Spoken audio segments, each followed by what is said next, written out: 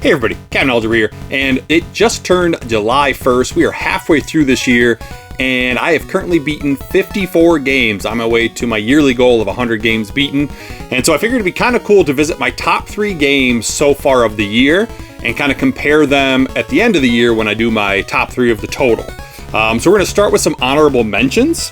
First one was The Legend of Zelda Skyward Sword HD on the Switch. So I love Skyward Sword. It is in my top 3 Zelda games of all time, and so it's fun to finally play the HD version. But again, I've played it before, so it wasn't very new.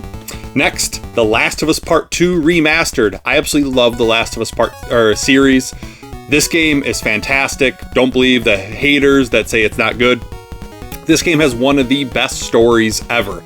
The reason it's honorable mention is because that story doesn't have the same effect when you play it more than once, right? There's stuff that happens in the game when you don't know what's going to happen and you have to go through it.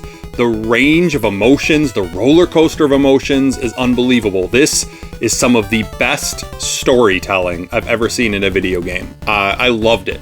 So it was cool to revisit it. And then finally, Infernox. This is a bloody good time. It's violent, it's gory, it's in a retro style. Kind of like it's an adventure game. You have to kind of go around and defeat these demons as you go, and you get more powers and stuff. And I absolutely loved this game. There were tough parts for sure, but nothing super frustrating. And it was just a really fun time. I highly suggest if you haven't played Infernox yet, you gotta check it out. All right, so number 3 is an NES game. We have Twin Dragons. I'm sure Eugene's gonna be happy seeing a homebrew on my list. So this was a game that I saw Eugene play like 3-4 years ago on his stream, and it always looked really cool, but I was always kind of against homebrew games just because I thought it'd be better off spending my money on actual games, not games that were just created by other people. But I've softened my stance on that throughout the years. I realized that there are a ton of licensed games that are terrible, and then a ton of homebrew games that are very good. This is one of them. It's a platformer. You get to choose between, I think, is it Dinky and Minky? Yep, and so those are the 2 dragons you go through, and they each have different abilities to help you get through their levels. I don't remember which one is which at this point. I think one can fly and the other one can swim, something like that. But a lot of fun, really enjoyed it. It's super polished, good music, good level design. It's a decent challenge. I mean, I beat it in one stream, but I know other people have struggled a little bit more. So if you're a gamer who likes platformers, I think it's a must play. Next, on the TurboGrafx 16, New Adventure Island. So those of you who know me know I love the Adventure Island series. It's one of my favorite series of all time, and this was the last Adventure Island game I needed in my collection. I had every single other one, I had played every other one, I had beaten every other one, and this one took me years to find. Number 1, it's kind of expensive, and number 2, it's just you don't see a lot of TurboGrafx games, even at conventions. And so I finally saw it this last year at Midwest Gaming Classic. It was for a decent price, and so I grabbed it. I streamed it right after that, and I absolutely loved it. I think it's a little bit on the easier side when it comes to Adventure Island games, but of course that could be just that I've played every single one of them, so I'm kind of used to their style. This is the more typical Adventure Island that is similar to Wonder Boy, where you're running through the stage. Your timer is based on the fruit that you eat, so the more fruit you eat, the less your time will go down, and it'll refill that.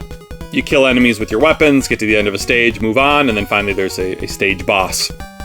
Really fun game, really enjoyed it. Graphics are unbelievable, sound is good. Just a really fun game. Obviously, it's expensive, so if you can emulate it, but I think it's definitely worth playing if you like Adventure Island. And number 1, my favorite game that I have played so far in this year in 2024, Jackal on the NES. Now, I've beaten Jackal before, it's been a few years, but the reason this one is so special so far this year is because I did a co-op no-death run with Megadan29. So Gaming Off the Grid challenged us to do the no-death run, I think all the way back in January. I think it's when I did my Game of the Year 2023, and I had a bunch of YouTubers give their choices, and Robert and Wes chose that one because they no-death ran it last year. And so they challenged Dan and I to do it, and it took a long time, longer than we expected. We had 40 total runs, so 39 deaths. I think it ended up being 22 deaths for me and 17 deaths for Dan.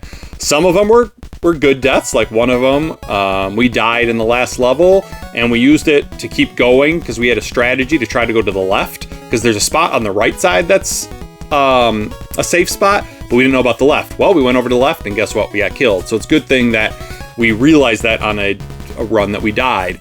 And then there were some other really bad deaths. In fact, our first run, I died right away because I made a dumb decision. There are the times where we got caught up on walls or turrets or stuff like that. But yeah, 39 total deaths. That was insane. I've had a lot of fun. I think we played it for about 8 hours over the 2 streams.